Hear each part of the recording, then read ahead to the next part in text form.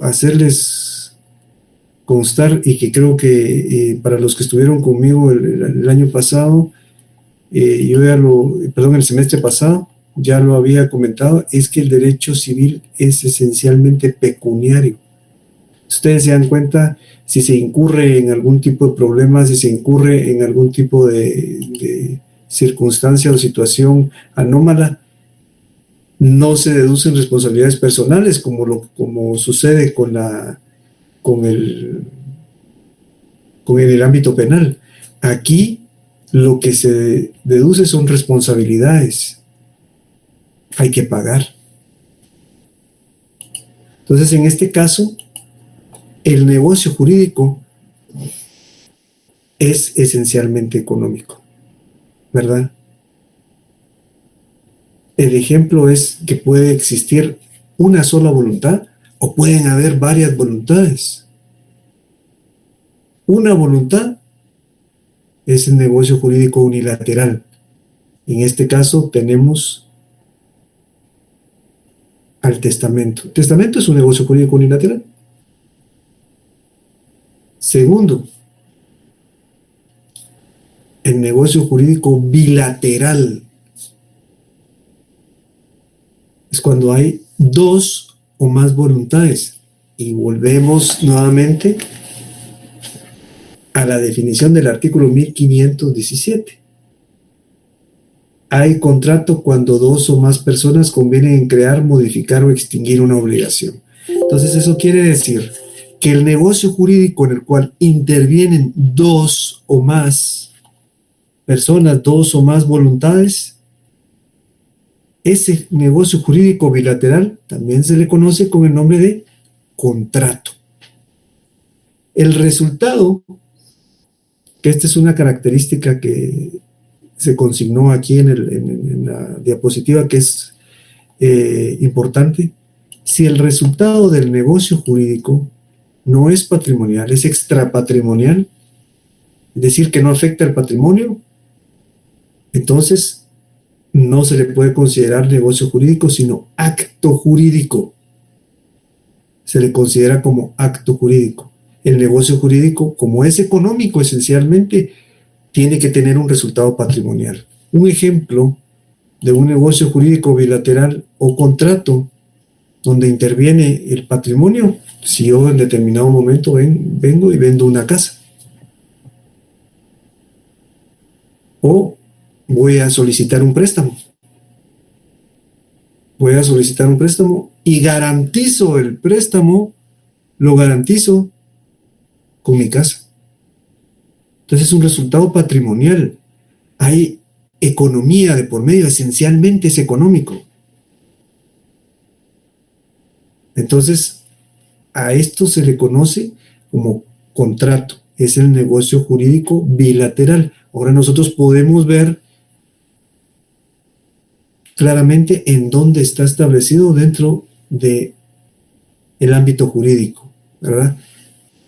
El gran universo es el hecho jurídico, luego está el acto jurídico, luego entramos ya en materia con el negocio jurídico y por último tenemos al contrato, que es el negocio jurídico bilateral.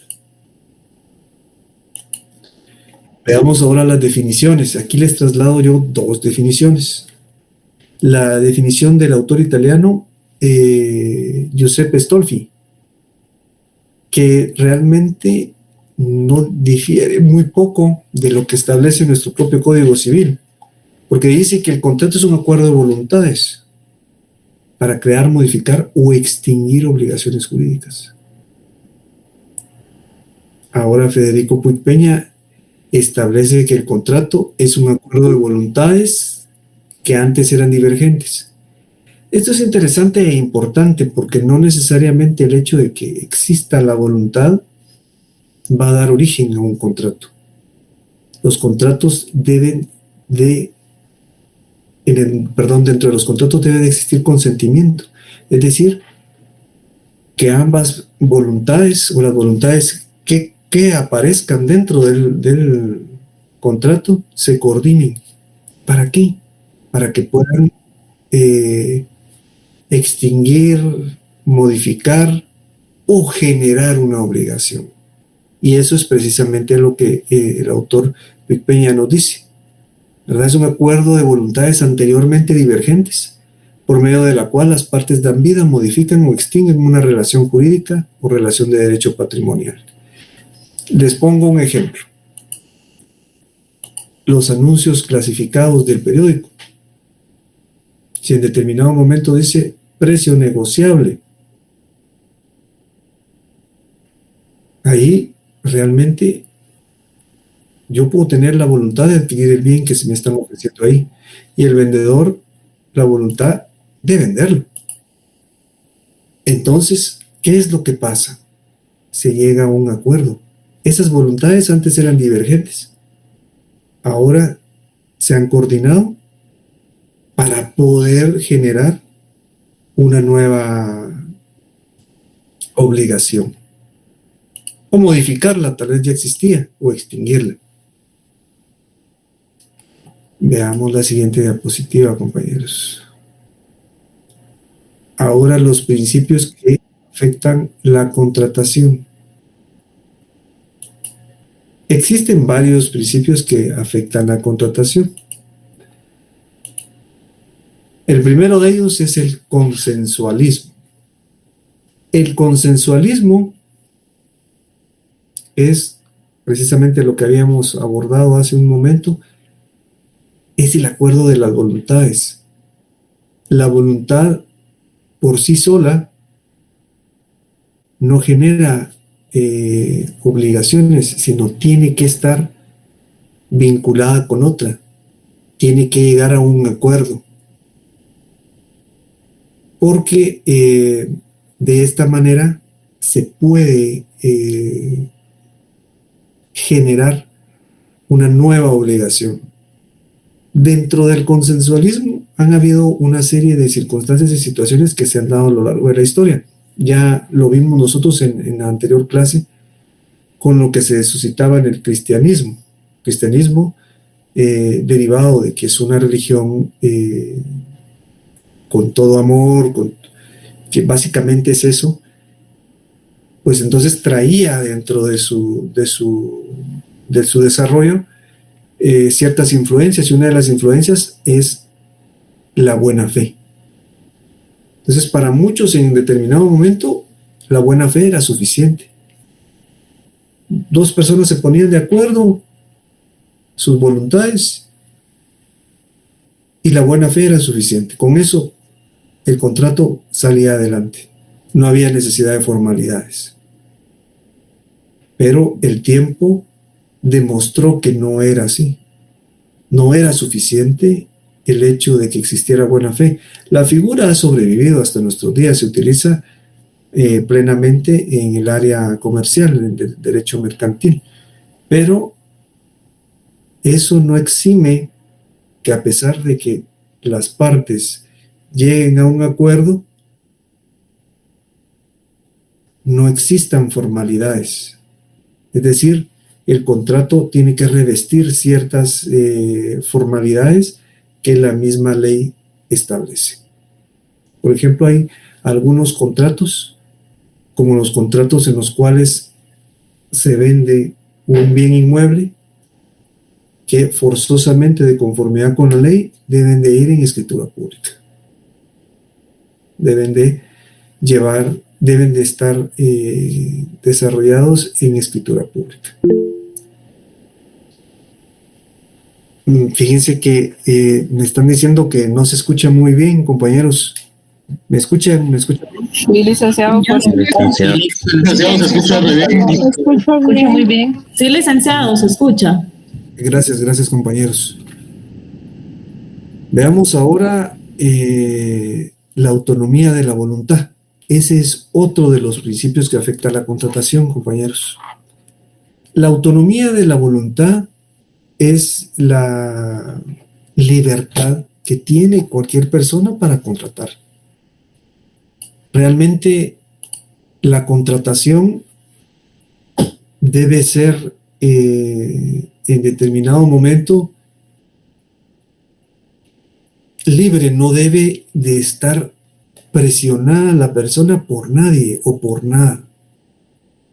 no debe de encontrarse de esa manera, no debe estar presionada para poder contratar, porque si en determinado momento se contrata y hay una presión, ese contrato puede ser objeto de nulidad, puede declararse nulo, porque está viciado, ¿verdad? La autonomía de la voluntad no existe, no es libre la voluntad de una de las personas que está compareciendo en el contrato, o de las dos, ¿verdad? O de las personas que comparezcan en el contrato. Yo puedo tener la libertad en determinado momento de contratar, de comprometer mi patrimonio como yo considere. Yo voy a vender mi casa, o bueno, voy a solicitar un préstamo y voy a otorgar como garantía mi casa. Entonces, en la actualidad se dice que este principio de la autonomía de la voluntad está en crisis. La crisis de la autonomía de la voluntad.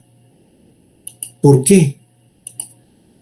Porque en este caso los intereses colectivos se superponen a los intereses individuales. En algunos casos es así, donde la colectividad se superpone a las individualidades. Entonces, el contrato, a pesar de ser ley entre las partes, debe de encontrarse debidamente establecido, pero que no contraríe los derechos los derechos de la comunidad, de la sociedad. Entonces deben de existir los derechos genéricos, o sea, la generalidad, la colectividad, por sobre los derechos particulares, según esta figura donde se dice que la autonomía de la voluntad se encuentra en crisis.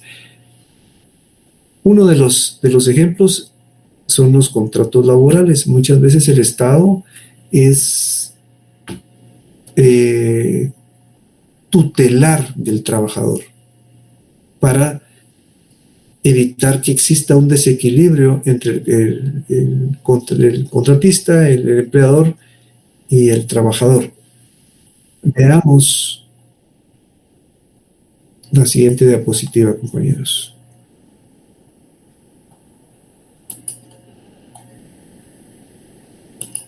En esta diapositiva tenemos la contratación dirigida.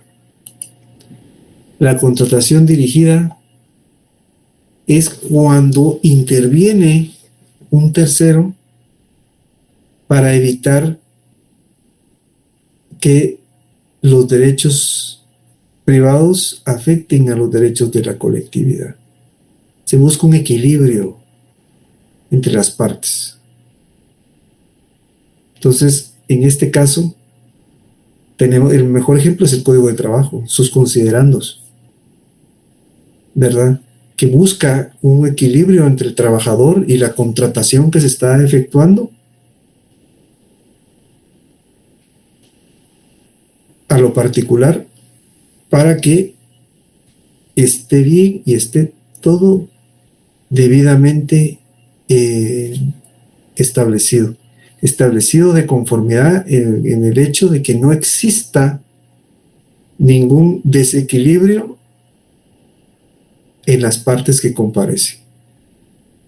Entonces por eso se le llama dirigida, porque lo que está vigilando es que no haya un desfase en relación a la comunidad, que la comunidad esté por encima de las individualidades.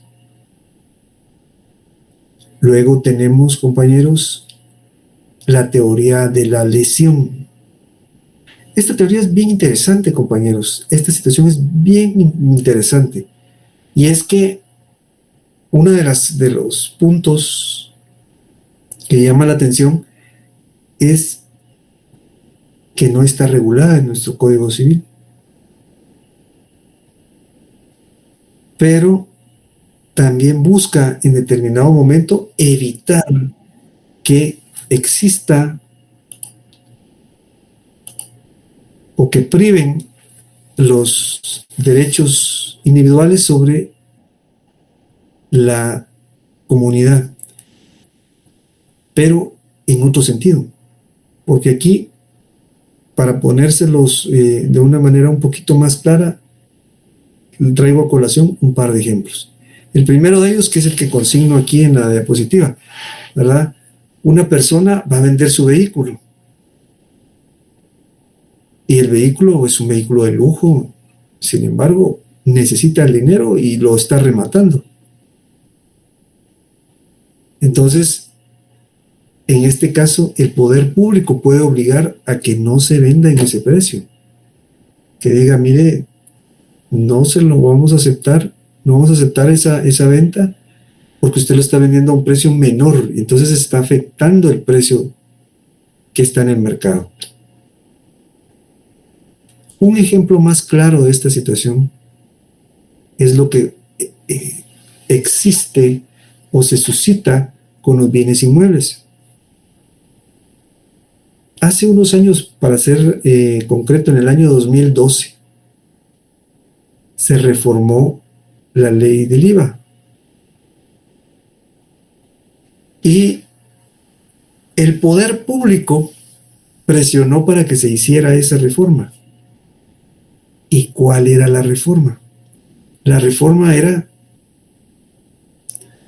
que un bien inmueble tenía que consignársele como precio a una venta de un bien inmueble el valor más alto que apareciera, ya sea en el registro general de la propiedad, en matrícula fiscal o en matrícula municipal.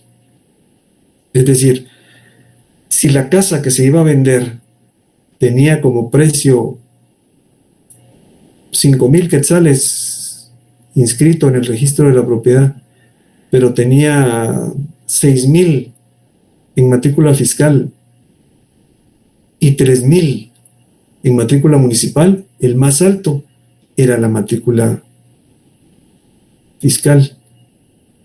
Entonces, ese precio era el que había que consignar en el contrato, el más alto. ¿Por qué había que consignar el precio más alto? Para que sobre ese precio se calculara el impuesto. Entonces ahí está privando los intereses de la colectividad sobre los individuales, porque ahí había una lesión. Entonces el poder público dijo, no, yo necesito obtener mayores recursos, mayores ingresos. Y ustedes están proponiendo valores menores a los bienes con tal de no pagar el impuesto. Entonces no, reformemos la ley. Y de hecho esa situación también se dio con las donaciones, porque en las donaciones no se consigna un precio, sino una estimación. Como una donación es un regalo. Yo le voy a donar mi casa a mi papá, yo le voy a donar mi casa a mi mamá. Entonces, eso es como un regalo. Entonces, ¿en cuánto estima usted ese regalo? Bueno, en 100 quetzales. Cuando se dio esta situación, empezaron a surgir más donaciones. Entonces, bueno, voy a donar mi casa. ¿Y cuál es el valor? 100 quetzales. Y sobre esos 100 quetzales voy a calcular el impuesto. Hasta que la SAT se dio cuenta también y se modificó la ley. Y también se tiene que poner la estimación tiene que ser el valor mayor de lo que existe en el registro general de la propiedad o en matrícula fiscal o en matrícula municipal. Entonces, este ejemplo que yo les traigo, compañeros, es para tratar de clarificar un poquito la teoría de la lesión, ¿verdad? Para no lesionar los intereses de la comunidad.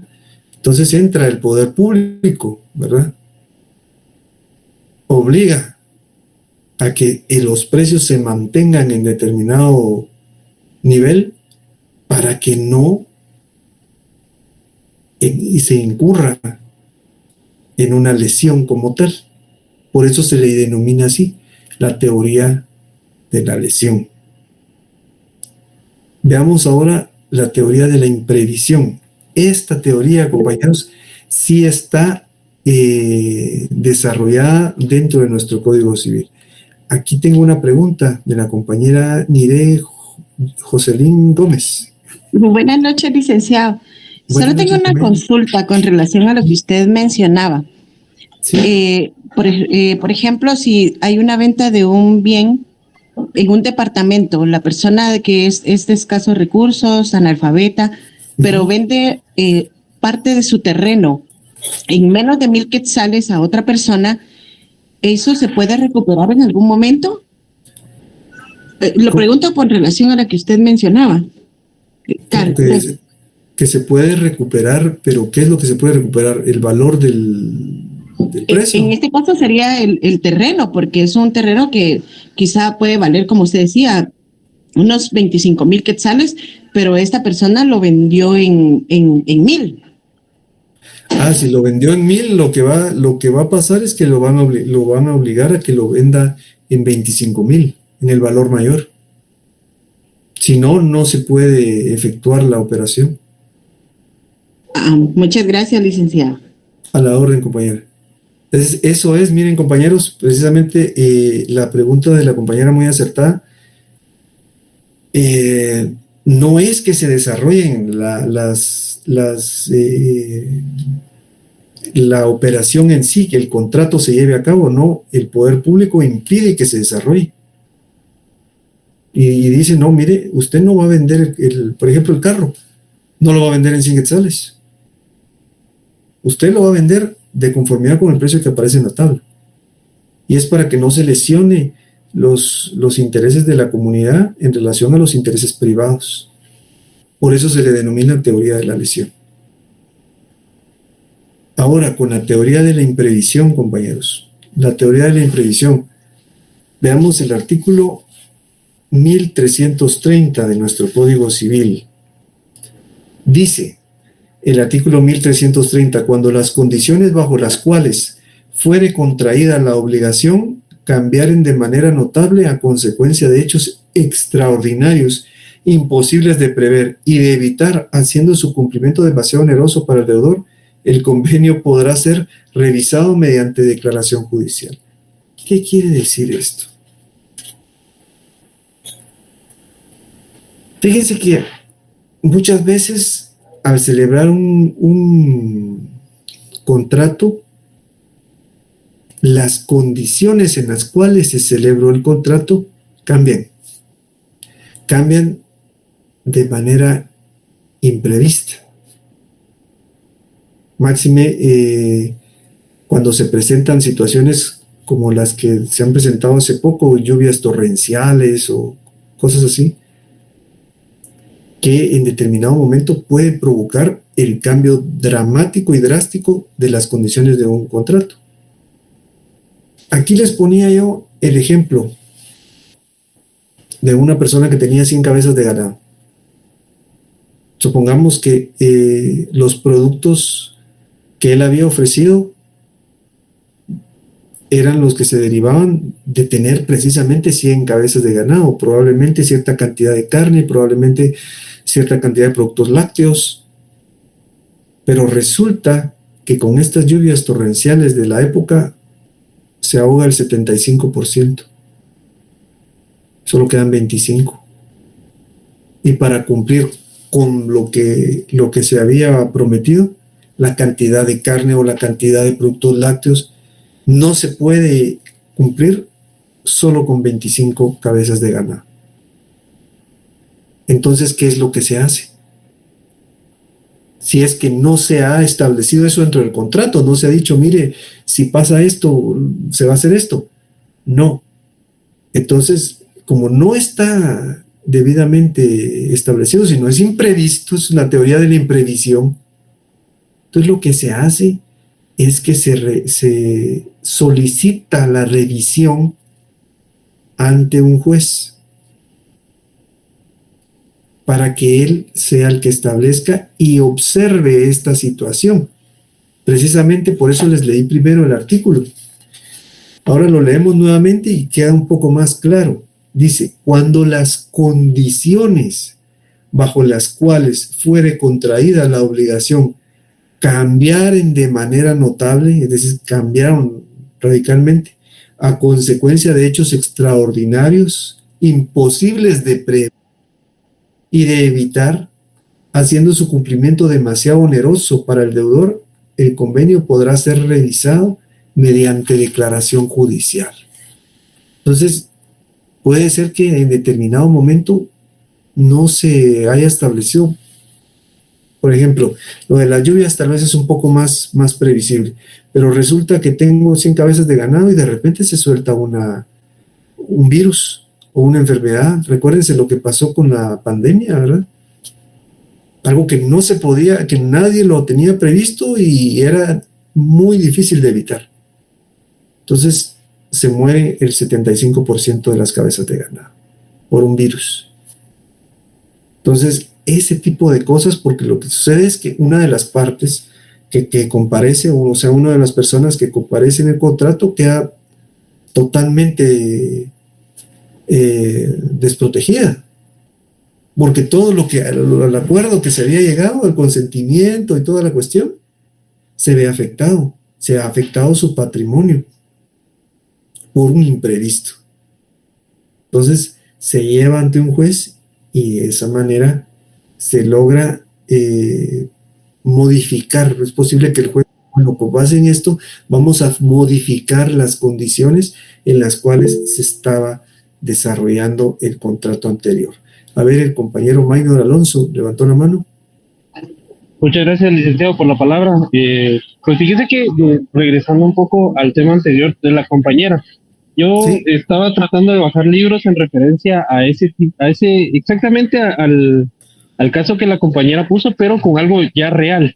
Yo leí un libro hace muy poco que decía que un valor de una casa en la antigua Guatemala estaba estimado en más o menos $200,000.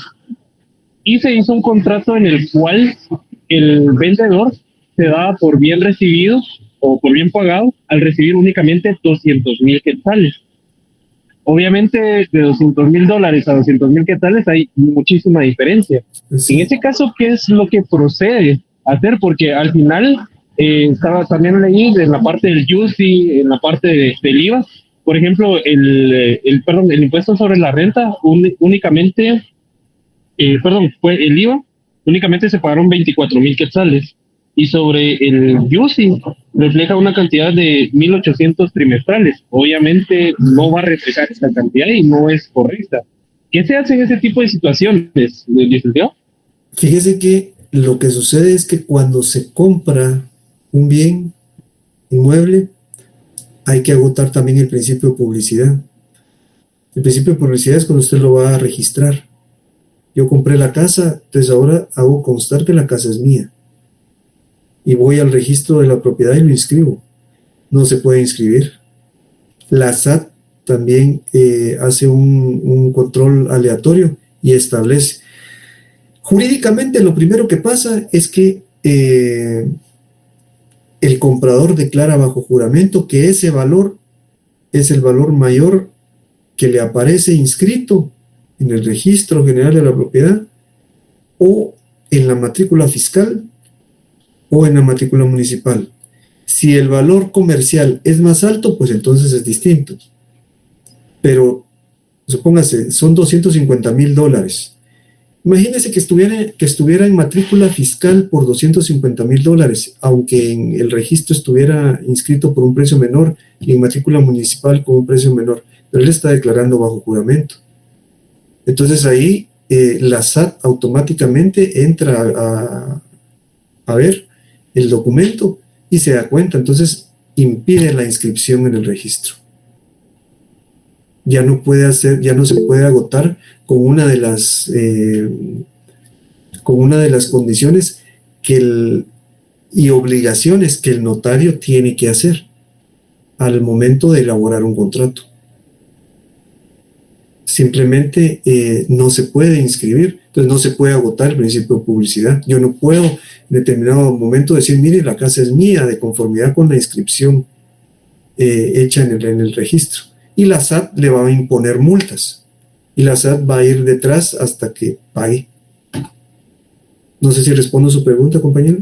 Sí, licenciado, bastante claro. Muchísimas gracias. A la orden. A ver, compañera Ana Natividad. Buenas noches, licenciado. En esos casos, el abogado que va a hacer la compraventa o la escrituración debe investigar primero el valor que se encuentra para poder escriturar, ¿verdad, licenciado? Para Así que es. no ocurra la ilegalidad. Así es. De hecho, eso es una de las obligaciones del notario. Tiene que investigar cómo está el bien inmueble, qué condiciones tiene, cómo está inscrito, cuáles son los valores para evitar esos problemas. Porque el problema no solo lo va a tener en el registro, realmente el problema principal lo va a tener con la SAT. Entonces vienen multas y cosas así un poco complicadas. No sé si respondo su pregunta, compañera. Sí, licenciado, gracias. A la orden. A ver, el compañero Orlando Salala. A la licenciada, muy buenas noches. Solo para agregar, ¿verdad? Que el ISR se va a pagar por ganancias de capital. Y va a ser el 10% cuando el vendedor, cuánto adquirió el inmueble contra cuánto lo está vendiendo. Es la única resta que tiene, y en automático el 10% tendría que pagar. Y también hay que tomar en cuenta si tiene timbres o también tiene IVA. El caso que están planteando es muy interesante porque a veces los contribuyentes vienen y respetan los precios que están en el registro, los respetan y solo le aumentan 1,000 quetzales para la venta. El problema es de que ellos, por otro lado, reciben dinero. Yo acabo de ver un caso similar donde la persona después, cuando SAT detectó esto, le dijo que pagara su impuesto de las ganancias de capital sobre venta de inmuebles, pero él presentó otro contrato donde él decía que pagaba otra parte, pero entonces me comentaron que en automático la ley solo le va a aceptar como tal el pago que ellos realizaron en el registro mercantil, el otro contrato no. Y entonces solo sobre eso él quería que al momento que SAT le ajustó la venta del inmueble, entonces yo pagué más por el inmueble, y quiso agregar el otro contrato. En ese sentido lo que hicieron fue no, este pago no se lo acepto, solo le acepto el que tenía registrado, y contra eso usted va a tener que pagar las ganancias de capital. Y por ende también al ajustarse eso, también tendría que ajustarse timbres o el IVA, ¿verdad? Si todo factura, si es primera venta. Solo eso, licenciado. Gracias, compañero, gracias. Fíjense que sí, muy interesante su intervención. Es cierto, algunos realizan un segundo contrato. Claro, esto ya es más en la práctica, ¿verdad? Siempre relacionado con este tema, donde suben el valor, pero en relación a las mejoras. De ahí está la vida. Y con eso de las mejoras suben el valor. Entonces, eso es con lo que en determinado momento ellos logran subir el valor comercial. Entonces, pero sin alterar el valor de la matrícula o de la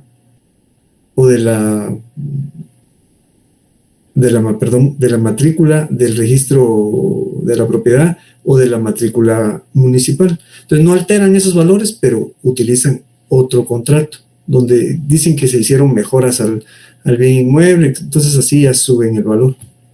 Muchas gracias, compañero. Bueno, compañeros, seguimos entonces. Veamos los últimos principios. El abuso del derecho, ¿verdad? Cuando una persona tiene derecho a ejercitar su valor, ¿verdad? Sus derechos, perdón. Pero el valor, el derecho en sí, lo sobrepasan. Entonces, eso afecta a otras personas. Entonces, si eso pasa, ¿cómo se ajusta esto a la contratación? A la contratación se ajusta cuando hay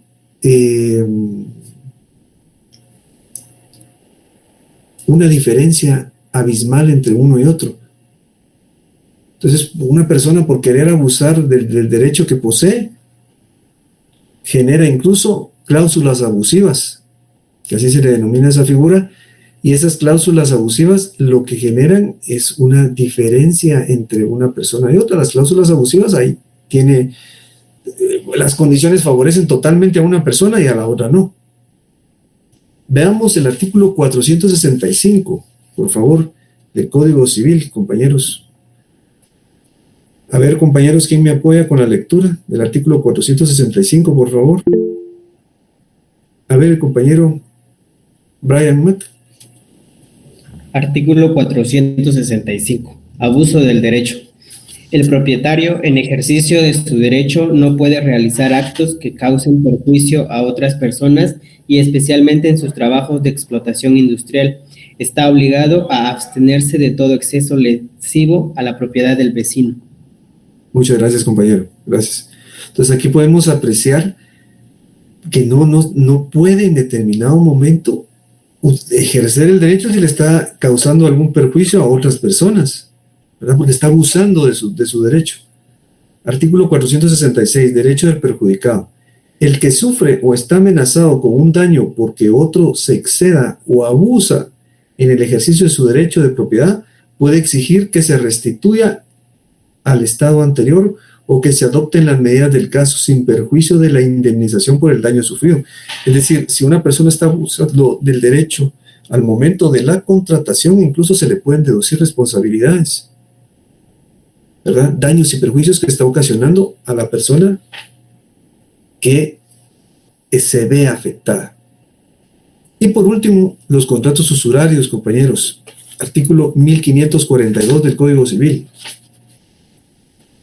Veamos el artículo 1542, por favor, compañeros, de nuestro Código Civil. Dice, contratos usurarios. La persona que aprovechándose de la posición que ocupe o de la necesidad, inexperiencia o ignorancia de otra, la induzca a conceder ventajas usurarias o a contraer obligaciones notoriamente perjudiciales a sus intereses, está obligada a devolver lo que hubiere recibido, con los daños y perjuicios, una vez declarada judicialmente la nulidad del convenio. Lo que sucede es que con la usura hay diferencias abismales, ¿verdad? Entonces se consignan a veces intereses altísimos. Entonces la ventaja, como dice aquí, ventaja excesiva o notable que se desarrolle puede en determinado momento generar una indemnización, es decir, que se le deduzcan daños y perjuicios. ¿Por qué? Porque en determinado momento hay condiciones completamente desproporcionadas entre uno y otro. Condiciones en las cuales la proporción es bien diferente. Ya en lugar de que las partes que comparecen, las personas que comparecen, estén equilibradas. Entonces, a eso es a lo que se refiere este principio, ¿verdad? Básicamente es al equilibrio que puede existir entre las partes, que se pierde, ¿verdad? Entonces, ¿tienen alguna observación, compañeros? ¿Alguna inquietud sobre el tema de lo que abordamos el día de hoy? A ver, la compañera María José García. Licenciado, disculpe, a mí la teoría de la lesión no me quedó muy clara. ¿Sería tan amable de explicarme nuevamente, por favor? ¿Cómo no? Mire, la teoría de la lesión es cuando se están lesionando los intereses de la comunidad en favor de los intereses privados. Entonces, tal vez los ejemplos fueron un poco alambicados, pero supóngase, yo voy a vender una casa y le pongo un precio menor que el que aparece en finanzas, en matrícula fiscal, o que aparece inscrito en la municipalidad. Ahí aparece con un valor de 50,000 quetzales y yo lo estoy vendiendo con un valor de 15,000, porque tengo la necesidad de venderlo. Pero resulta que la Superintendencia de Administración Tributaria, la SAT, se da cuenta. Entonces el poder público impide que se lesionen los derechos de la comunidad en favor de los derechos privados. Entonces le dice, no, usted no puede vender esa casa por un valor menor. Usted lo tiene que vender por lo menos al valor que le aparece en matrícula fiscal. Entonces, es la equiparación del valor. Básicamente es la no lesión de los intereses de la colectividad en favor de los intereses privados. Eso es la teoría de la lesión. No sé si respondo a su pregunta, compañera. Sí, licenciado, muchas gracias. A la orden. A ver, ¿alguna otra inquietud, compañeros? ¿Alguna otra duda? ¿Alguna observación? Brian Mack. Sí, licenciado, disculpe. Tengo una pequeña duda respecto al acto jurídico. Cuando usted menciona que es un acto jurídico porque su resultado es extrapatrimonial, ¿podría dar un pequeño ejemplo sobre ello? Extrapatrimonial. Extrapatrimonial quiere decir que no afecta el patrimonio de la persona. Entonces, ¿qué es distinto a lo que aparece en el negocio jurídico? En el negocio jurídico yo puedo disponer de mi casa, pero en el caso del acto jurídico no es económico, no tiene fines de lucro. Entonces, en el caso le tengo que poner aquí como punto de referencia el negocio jurídico para que se pueda ver en sí la diferencia, porque es extrapatrimonial, no afecta el patrimonio con relación a la voluntad de la persona. En el caso del negocio jurídico, sí, ahí sí se afecta el patrimonio. Por ejemplo, yo emito un testamento, voy a disponer de mi masa hereditaria, de mi patrimonio, o en un contrato voy a vender mi casa, voy a celebrar un contrato de mutuo o un préstamo y voy a poner mi casa como garantía. Eso no pasa en el acto jurídico, no es así. Entonces, esa es la diferencia abismal que existe entre el negocio jurídico y el acto jurídico. No sé si respondo a su pregunta, compañero. Sí, licenciado, muy claro, muchas gracias. A la orden, compañero. Bueno, compañeros, entonces hasta aquí dejaría yo la clase del día de hoy. Les agradezco mucho su atención. Nos vemos entonces el próximo martes a esta misma hora, siempre en la vía virtual. Que pasen una feliz noche, compañeros. Dios me los bendiga. Feliz noche. Gracias, licenciado. Feliz.